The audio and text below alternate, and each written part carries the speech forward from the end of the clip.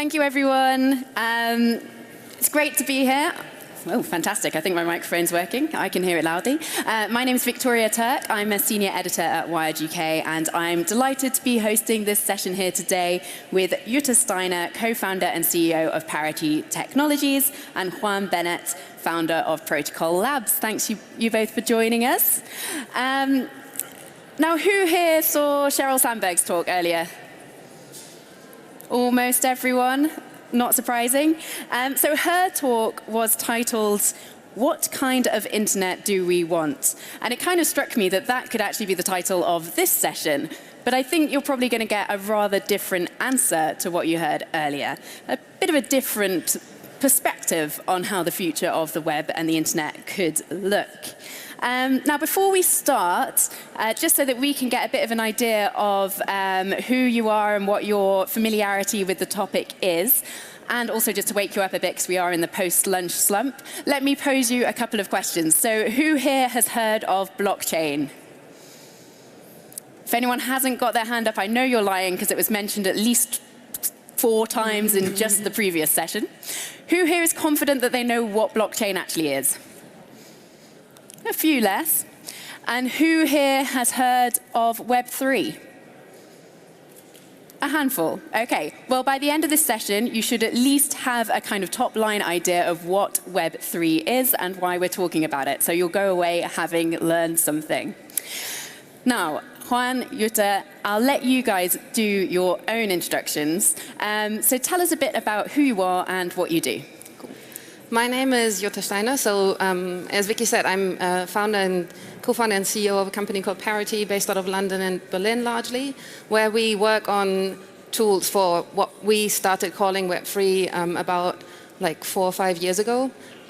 So it's an internet that puts users' privacy and control first. And one of the key technologies behind it is blockchain, but it's really just one element of the stack. It's a whole stack of peer-to-peer technologies that lets you do that, that allows you to not have to put and extend so much trust into authorities, but lets you keep identity or be like the guardian of your identity and data in the first place. I'm the founder and CEO of Protocol Labs, an R&D company that builds IPFS, a protocol for the decentralized web that makes the information and applications of the web able to be disintermediated, where you can have applications interacting from user to user without having to go through the walled gardens of companies like Facebook and Google and so on, where you are able to control your data. We also develop a thing called Filecoin, which is a decentralized storage network. Think of it as a market where the goal is to enable any participant that has large amounts of data storage to be able to offer that in a free and open market for consumers of that storage. Today, all of those markets tend to have huge moats around a few organizations that are capable of serving the world, and small players can't compete with those parties. So this is a network that should enable totally encrypted and end-to-end encrypted at rest data storage for applications in Web3. So before we move any further, let's just get that explanation down. What is Web3? So to me, it's that stack of technologies that by design puts more control into the user's hand. Like from like Juan said that earlier already, like from a position of, oh, we won't do evil, to we can't do evil because this is how the applications are architected. It was a coin, it was a term. I mean, it was initially used in the context of semantic web. So if you Google it, you might end up on some sites that refer to this. But we started using that term in the context of building what we often call decentralized applications that are underpinned by blockchain for managing trust in a much more granular way. So think of maybe you want to monetize, you have like data on your Fitbit or on another device, and then you want to extend,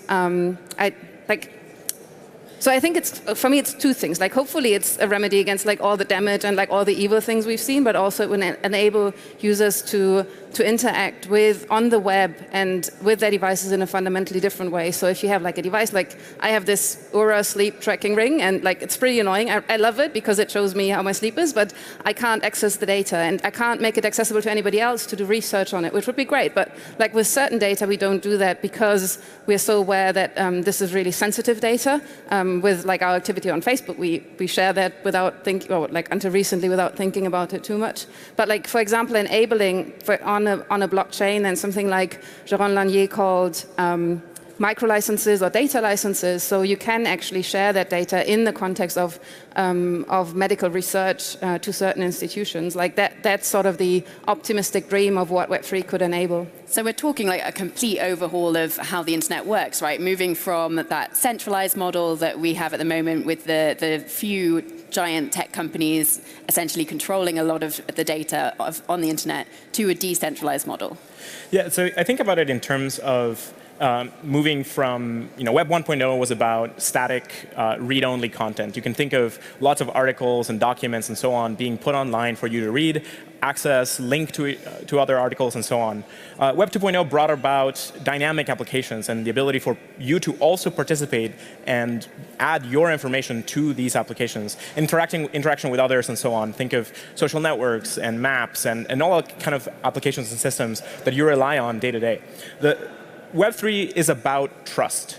It's about making the underlying the underlying systems upon which we build applications to have public verifiability, meaning that you can ensure that the application is actually doing what it means to do without any kind of privacy or data leakage, or without selling off your data to somebody else and so on.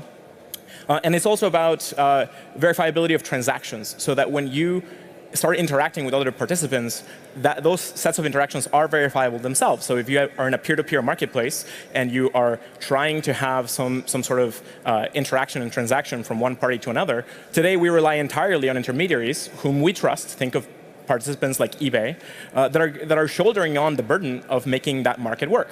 What we're talking about is technologies that use cryptography and game theory to ensure that that market is verifiable and does not need those intermediaries to trust. So by making the systems themselves not rely on trusted parties and instead rely on the technology itself, on cryptography, game theory, and so on, we can then trust the web itself. So it's going from read-only web in 1.0, read-write in 2.0, now it's read-write trust. And it's about giving the primitives of trust for applications to use and build upon.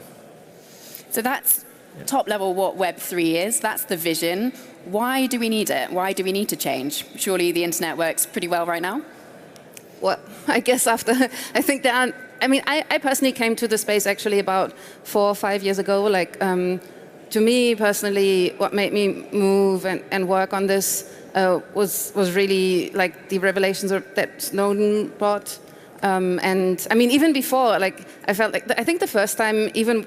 The fact, like, WhatsApp had that different business model, but like first time I installed WhatsApp on my phone, I was like, why do I have to share all my contacts in my address book? Like, that doesn't seem, I mean, I understand like technically how they connect, but like I could even just pick like certain addresses and contacts that I want to share. And I think like we really need to make it much more granular and for the users to pick and choose what they need. I mean, it's such a frustration that there aren't any pay-for business models really that respect privacy. I mean, it's really interesting to see that more and more companies are developing that. Like DuckDuckGo, which is a privacy-preserving search engine, they tweeted recently a lot about like how they are trying to build that because they don't do that targeted advertising. And I think that's really what the core is, like coming up with different business models. And the reason why blockchain plays such an important role is because you all of a sudden have like a protocol, a technology where like payment is directly built to it and like being able to transact value. And that's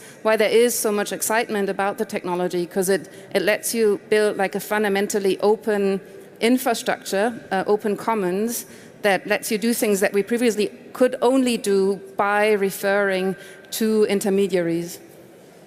So I think in the short term, what's at stake is the control of your data and the control of your digital self. So think about increasingly humanity is becoming digital and leaps and bounds.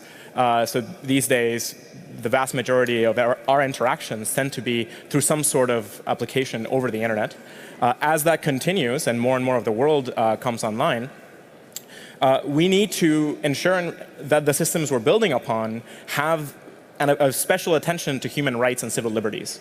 And I think the long-term problem here is that today, applications and services have pretty much leeway to do whatever they want with your data unless it hits some major scale problem like what we've seen in the last few years. I think we're only seeing the tip of the iceberg of what's coming in terms of the level of data and power that certain parties have managed to accumulate and that will become available or are already becoming available to state actors. So we're dealing with a world that has huge corporations that are trying to maximize their value, trying to use your data as a product to sell us advertisements. And we are dealing with lots of state actors at various different levels that also want to use your data and your digital self and manipulate it in various kinds of ways.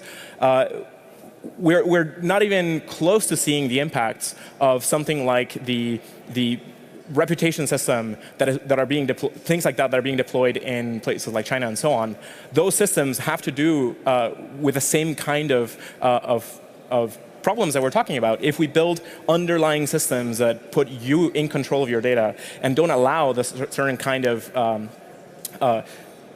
problems that are happening from existing in the first place, then we can have an internet and a system that protects our rights and that takes into account civil liberties when interacting. And so I think that the big challenge of the coming years is deciding what kind of internet do we want and whether or not we want normal human rights to apply to it. Things like the freedom to communicate. This is what things like the encryption of WhatsApp that has been discussed many times today is about.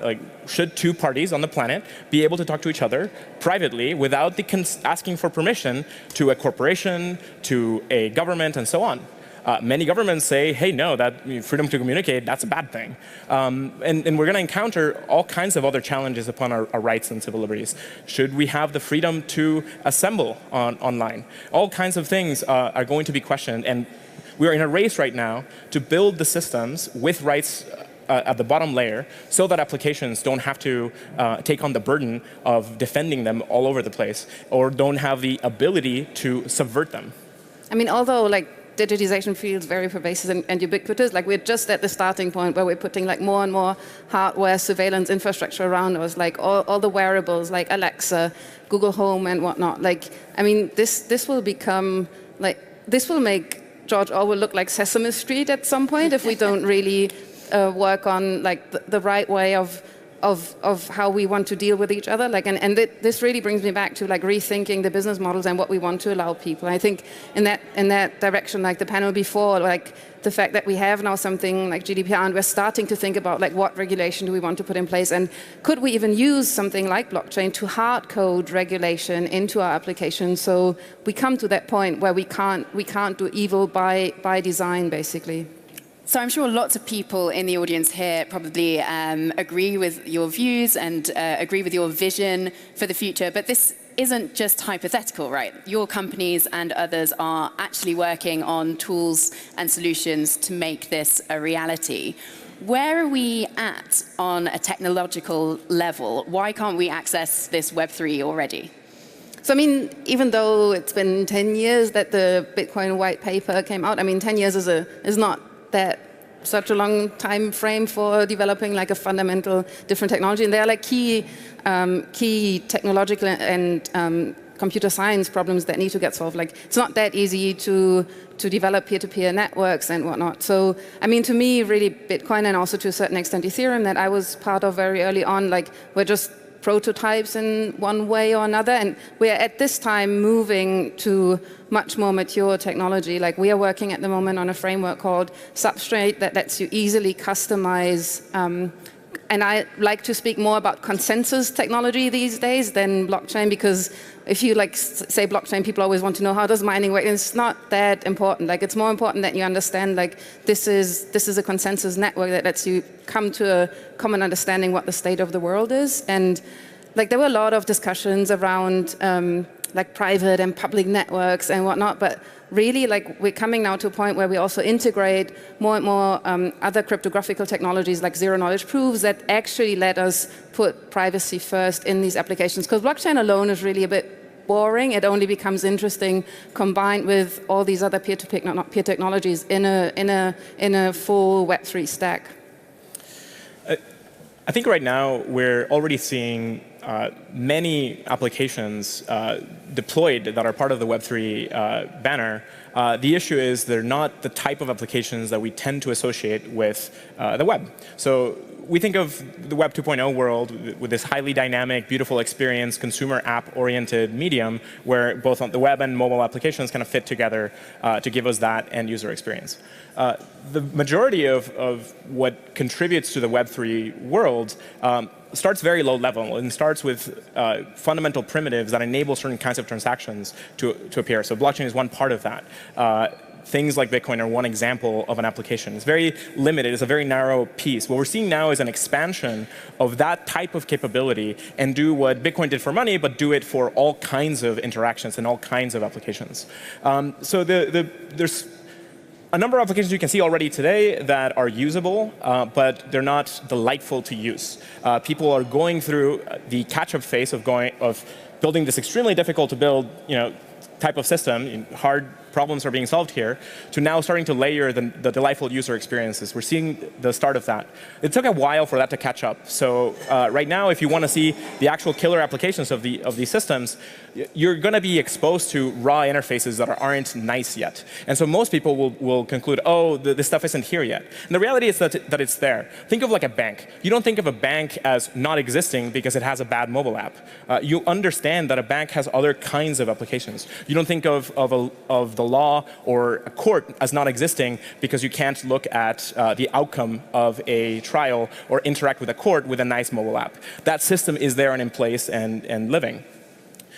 Same with Web3. The primitives in the underlying pieces are there now for people to use and people to build upon. But now it's a period of catching up to give the nice user interfaces. So there's a gap between what's there and what's made available for most people, for most consumers to use. So it's there for early adopters. It's not yet there for the majority. What's the timescale? Give us a year. When do you think we'll be able to kind of see the not necessarily the finished product, but a product? This is really hard. So I think you can already see small products here and there, but built by teams that understand the entire stack of how do you build like the low-level systems all the way to the consumer applications.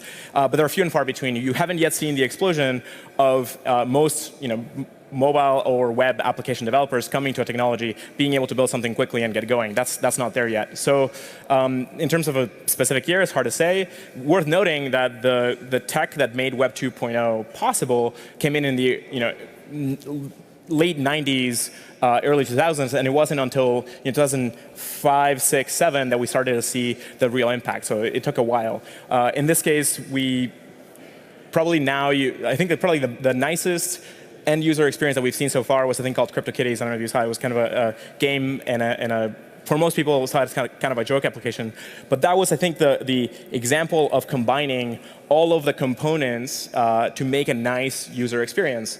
We're now seeing teams apply that to a bunch of other stuff. I would expect some of them to appear this year, many more the year after that. And I don't think most people will say, hey, this has hit my phone and the web and so on until maybe 2 years after that. So I would say it's going to take a while for the broad consumer adoption. 5 to 10 years. 3 to 4, yeah. Yeah. Oh, 3 or 4. I mean, what makes me very hopeful is that a lot of academic researchers say they've rarely seen like high-end research being put into computer code that quickly as it happens now, like enabled through open source communities, and that's really exciting. So the other big challenge, aside from the technical aspects, which obviously both your companies are working on, building new things, is adoption. So it's one thing creating these technologies. How do you actually get people to use them on a wide scale? Your vision is to completely revolutionize people's everyday experience online. There's some pretty big tech giants out there that are currently running the systems as we know them. Where do they fit in? Are you going to be working with them? Are you trying to overpower them? How does Web3 happen on a kind of social level? So a lot of projects also, what you typically see like that in early stages of a new space, like a lot of projects innovate like for their own space. Like one project, OSCoin, like they try to come up with a protocol to incentivize developers, for example, in open source communities, so they can actually monetize the work that they are doing. And I think this is like, because it's relatively rough technology at the moment, like a way how we see adoption. Like the applications won't on a first glance look very differently from what we have. Like we have the phones, they're just like user interfaces in a browser, or so that won't change much. I mean, it mainly comes down to finding and innovating around the business models and like waiting for a moment so that the technology becomes more scalable when we will see adoption eventually. And then helped by also regulation, I hope. I mean, one a bit of an annoying thing was that GDPR was a bit restrictive in its wording and framing, although it wants sort of the same thing that we want, user privacy and autonomy and whatnot. Like, it put blockchain in a bit of a disadvantage because it created a lot of uncertainty whether some things that blockchain do actually can't be done under GDPR. So I hope that like a redrafting of certain aspects of the GDPR and regulation, the right regulation in general, will actually help with adoption. I think right now the big adoption gap, instead of end users, it's about developer experience. Today, it's still extremely difficult to build these kinds of Web3 and blockchain systems. If you're going to build a blockchain from scratch, it's like building a rocket. It's like taking raw materials and assembling a rocket and then launching it. Like that's the level of both difficulty and risk when you deploy a system that handles potentially billions of euros in value. So what we need to do is make these systems drastically easier to build and applications drastically easier to design and deploy. Things like Substrate that Jutta and her organization are building make that drastically easier. Make it simple for people to build and deploy an entire blockchain system.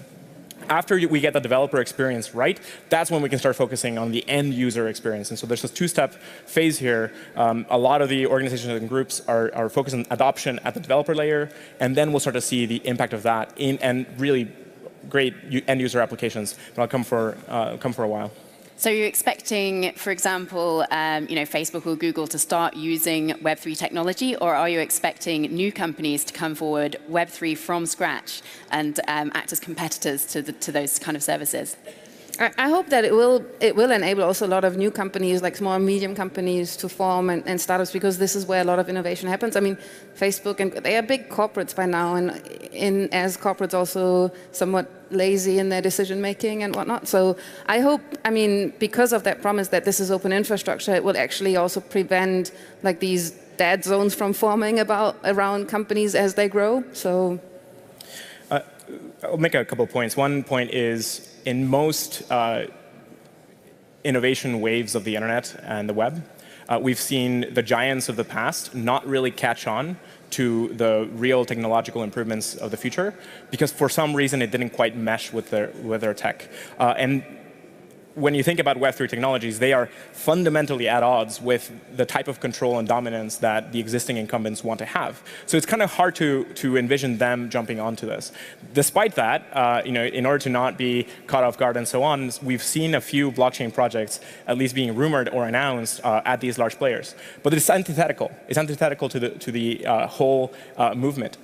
So we'll see what happens with that. The other point is that the adoption of these waves of technology tend to create large-scale new systems that exploit they use the new fundamental properties afforded. And so the current existing giants have made their kind of huge empires on top of the last wave.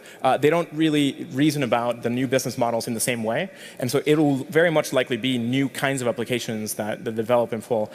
It might be that some of the existing ones kind of transition over. It might be that they have like smaller businesses, but I would expect this to be entirely a wave of new kinds of applications developing. Excellent. Well, Jutta, Juan, we're out of time, I'm afraid. I'm sure we could make the panel twice as long. I'm sure if you've got questions, these two are going to be around for a bit afterwards, so do come up and ask them if you'd like to learn more about Web3. And I hope you're convinced that maybe blockchain isn't all hype, and there is some interesting things to come in this space. Thank you very much, both of you. Thank you. Thank you.